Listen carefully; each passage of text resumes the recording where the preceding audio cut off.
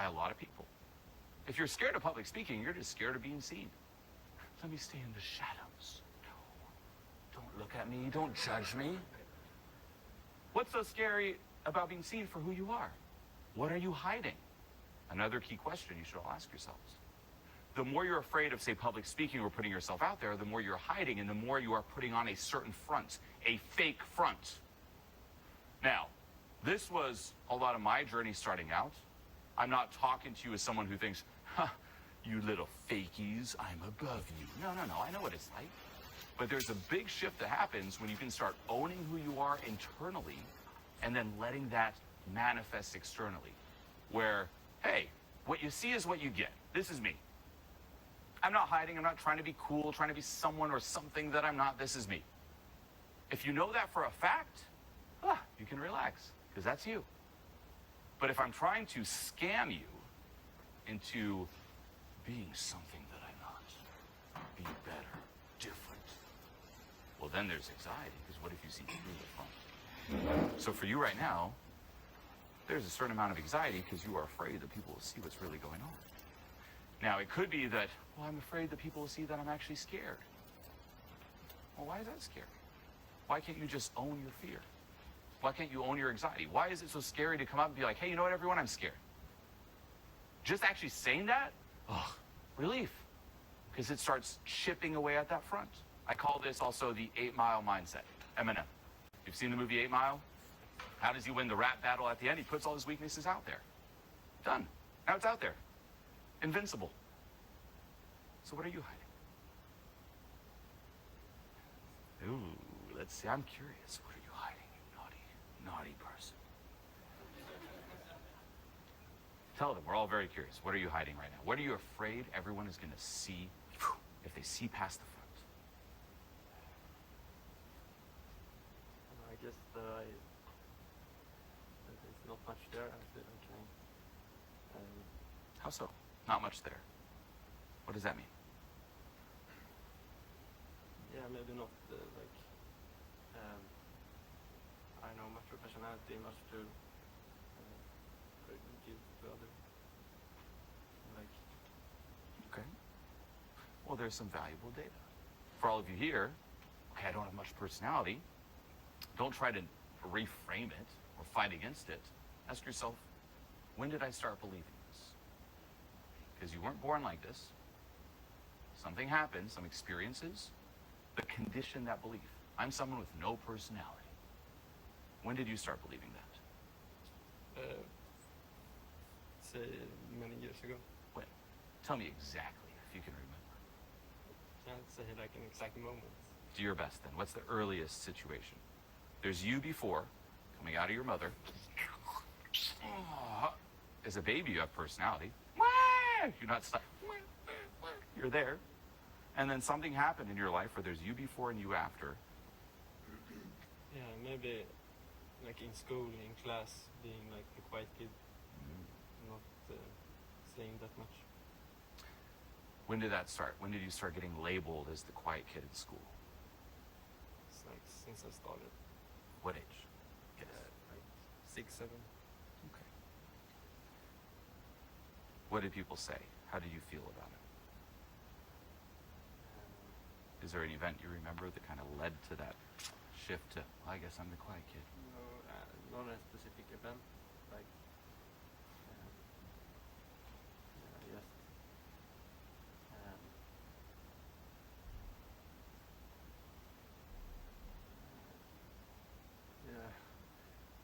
That's like how it's been always. Okay. What's so scary or bad about being loud or expressive? I feel like there's a barrier. Yeah. Like something. Say during your childhood, you had some experience where you were taught that being loud compromised your survival and safety, right? So say as a child in school, you're loud, and maybe some people pick on you or laugh, or even the teacher's like, hey, be quiet. Now, as a kid, you have a very limited perception on the world. The world for you, funny enough, as you said, as someone who's, say, 6 years old, what's the world for you? It's the classroom. Do you think beyond the classroom? You know a world exists, sure, But all that matters is the classroom. Where do I stand in the classroom? What's the hierarchy in the classroom? Who are the cool kids in the classroom? Am I accepted in the classroom? If I don't fit in the classroom, I don't fit in the world. I die. So something, looking back now as an adult, that might seem as, kids will be kids. Oh, some kids might have made fun and said, oh, be quiet. Or, oh, there's the quiet one. Big deal. You're an adult now. Grow up. No. That's current you's perspective. Younger you, that's, I'm being kicked out of the world. If I'm kicked out of the world, I die. It's traumatic. Your survival instinct kicks in. And in order to cope, in order to survive, what are you going to do? Whatever it takes. So say, what's your name? Anders. Anders? Young Anders, 6 years old. Okay, me expressing myself threatens my safety. Well, I'm going to take the part of me that is more expressive, and I'm going to banish it. I'm going to suppress, repress it. I'm going to disown it. We banish parts of ourselves, including experiences. That's called a traumatic experience. We banish it, and then we always put a protector in front of it.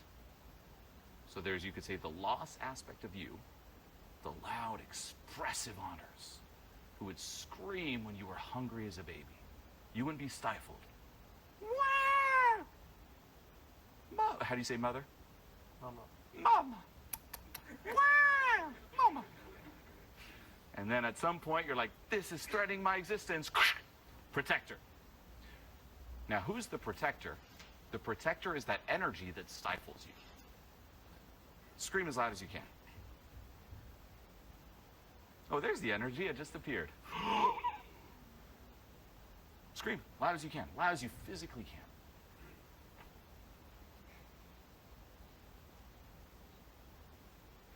Now notice a visible shift between Anders before this and before me saying this, right? Before this, there was some of that energy there. Scream. It just took over. That's the protector. This is also a lot of self-sabotage. Because consciously we're like, I wish I could just scream and be loud, but I just can't. Yeah, because in your subconscious, there are all these protectors banishing aspects of you. Everything you don't like that's holding you back, a part of you thinks is helping you. Now, when it comes to these protectors, you have two options. One is to, and this is the temporary step, is to start talking to them, understanding them, negotiating with them. Because right now, this energy that's blocking you from screaming is helping you. It thinks it's helping you because it helped you when you were younger. What helped you once, however, doesn't necessarily mean it's going to help you now. So you can start talking to it. Where did you come from? What are you trying to protect me from? And negotiate and see if it can lower its guard a bit and allow some of that aspect you disowned to surface again. Then the other, which is what I teach, is let go of it. Let go of the charge behind this protector so that you can re-own what you previously disowned. Okay? That's how you ultimately get to the cause. Now, what you can also do is follow the formula, which I call action, trigger, release, repeat. Meaning, do it anyway. It's going to trigger, just as the question that I asked you triggered more of that energy, more than before, right? So before, okay, I'm a little anxious, scream as loud as you can. And say, step 3, I'm like, do it! I don't care, do it! You're like, ah! You try, it's going to trigger it even more. It comes more and more into your awareness. Now, the more it's in your awareness, the more you can work on it. And that's actually the best time to then let go of it. So what I teach my clients is action, trigger, release, letting go, and repeat. And this will do a lot of permanent change. What you also understand from this is that little tips and tricks aren't going to help. Like say I were to tell, okay, Anders, you just need better body language. Is that going to help? You need to be very aware of your vocal tonality. Make sure it goes down at the end. Make sure you smile when you talk. No, there's always going to be something that's off. And what you'll see is that when you are someone who re-owns a lot of who you are, you can break all those rules of cool. I can come up here and be like this. Hey everyone, how's it going? You ready for this event? I hope you're excited. I hope you're really excited. Because what we're going to do right now is we're going to talk about social anxiety. Anders, are you ready for this? Am I using cool body language? No. But there's something where you're still like, oh. You become ultimately so cool, you can break the rules of cool. It also links to what we call honest signals, meaning anyone can learn a little vocal trick or tip, or body language. Anyone can learn this. But then there are signals, things that you cannot fake. Your core essence, your self-esteem, the place it's all coming from. You can't fake that. And you'll see, is it expressive or is it you compensating? Are you just unleashing who you are, or are you trying too hard? Now let's bring it back to you. Action, trigger, release, repeat. Scream as loud as you can. Ah! Good job. Good job. Now, two things. One, that was good. Could it be better? Yes. But on your end, let the wind land. So notice you did it, and immediately you're like, people are clapping, and you can't let the claps just impact you. Let's try it again. Everyone clap at this scream, and you just stand in the middle, arms out, like this, and just let the claps hit ya. Give them a hand. Arms up, you're like, and nod, you're like, that's right. Hit, yeah. Yes. Now. Okay. This is key for all of you. Notice how immediately we close ourselves off to any kind of positive feedback. Let it land. It's like, not worthy. Oh, it was okay.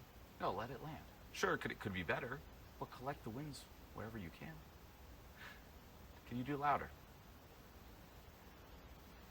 Ah! Can you do more? Ah! Let's do this. Let's have you walk through all the way to the back and back here. And you're going to do a high-pitched laugh back and forth. Okay? Now, the reason I'm telling you to do this, can you guess why? You're basically going to do like the whole way. Why? By doing so, it shatters your image of cool, meaning that your ego wants you to appear a certain way.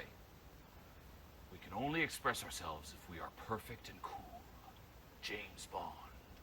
Well, guess what? If you do a like back and forth, you can't be cool after that. You can't be James Bond.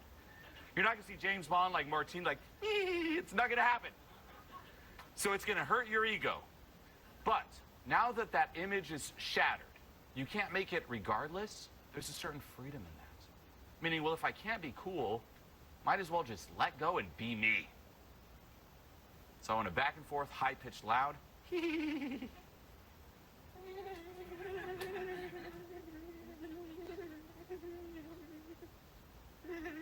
then all the way back here. Now this is the image. You can't be cool anymore. Turn around and scream as loud as you can. Let's go. Ah! Really good. Now, did you notice a shift in the scream? Yes. Interesting, right? Just by doing something like that. Now, what does this mean for you? Anytime you're anxious anywhere, you're at your job, just do a no. Be smart, be calibrated. But this is on the external side. It will not get to the cause, to be clear. You're going to wake up tomorrow and you're going to feel the same as you did prior to this. Deep inner work is what makes it permanent. But this is, on the external side, a little tool, a little technique you can use. Where it's, hey, what can I do to shatter this image of cool? What can I do to tell my ego, nope, we cannot make this, you cannot win, might as well just let loose and be. Now here's another thing we're going to do, and we're going to keep doing this till I really hear an authentic scream. And remember the first scream you heard when you came up. What we're going to do is we're going to go back and forth, and every time you scream, I'm going to go louder than you, and then you're going to have to go louder than me. What this plays on, just so you understand it, is giving you permission. Meaning, is it okay to be super loud? If someone else does it, oh, if that person did it and nothing happened to them, maybe I can do it too. And you'll notice a lot of what's holding you back is you simply not giving yourself permission. People will try to chase this. They're like, I need more money to have permission to be loud, to be me.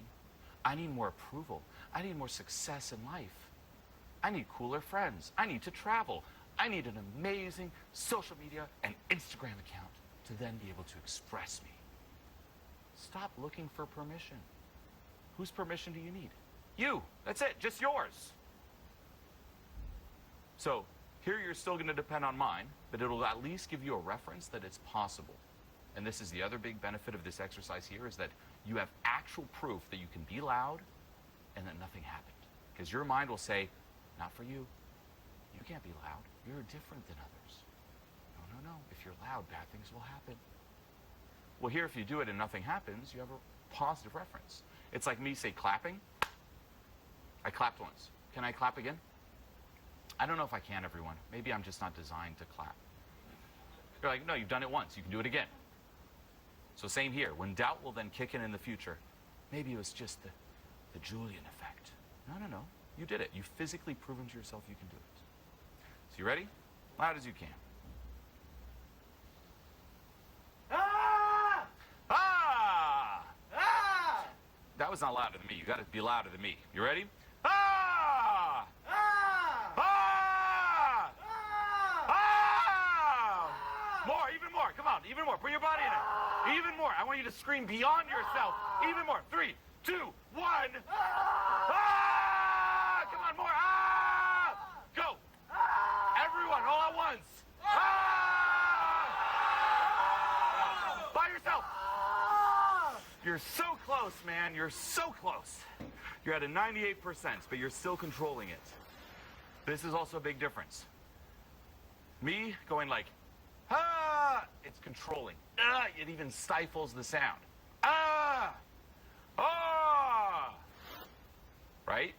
To be loud, you have to actually be loose. It's like, think going to the toilet. Most people are constipated, and they try to push it out. It's like a little spaghetti string. That's what you're doing. You're like super constipated, and you're like, oh, come on. Ah! Little spaghetti. What I want you is to dilute it, to relax. Make sense? I use extreme examples so you never forget. For me to be this loud, I have to dilute it. I have to loosen it up and just, oh, oh, oh.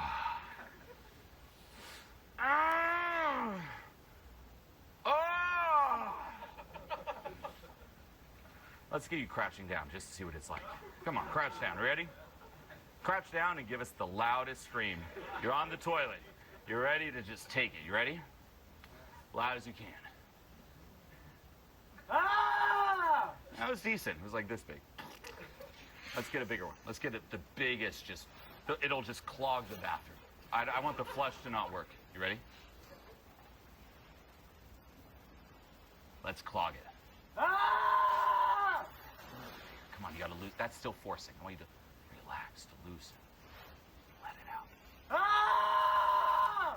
Now even more. Try to, when you yell, don't even yell at them. You want to even have the voice go down towards you, that it reels them in. Ready? Ah! Oh! Ah! Ah! Ah! Ah! Ah! Come on! Come on! Ah! Now stand up again. Let's do this. One walk, yell as loud as you can back and forth. Come on. As they clap, as they clap.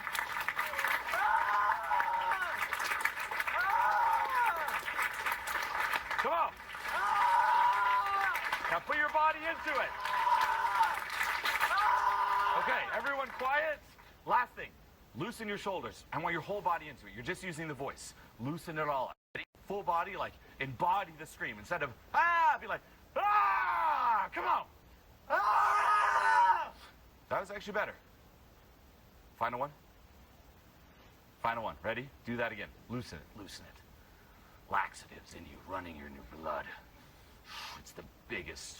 Oh man, like you could just put 2 of them in there right now. Just ready? Loosen it. Ready? 3, 2. Whole body into it. 1. Oh! Give it my hand. Yes. Take it in. Take it in. Let the prey, let it land. The success. You crushed it.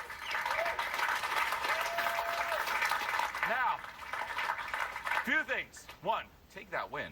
And for all of you, notice the difference earlier on versus now. Big difference. Now, one more subtlety. Notice how also me making it graphic with the constipation, what does that do? It hurts the ego. You can't be cool up here. You gotta let loose. You know, metaphorically and physically, you gotta let loose.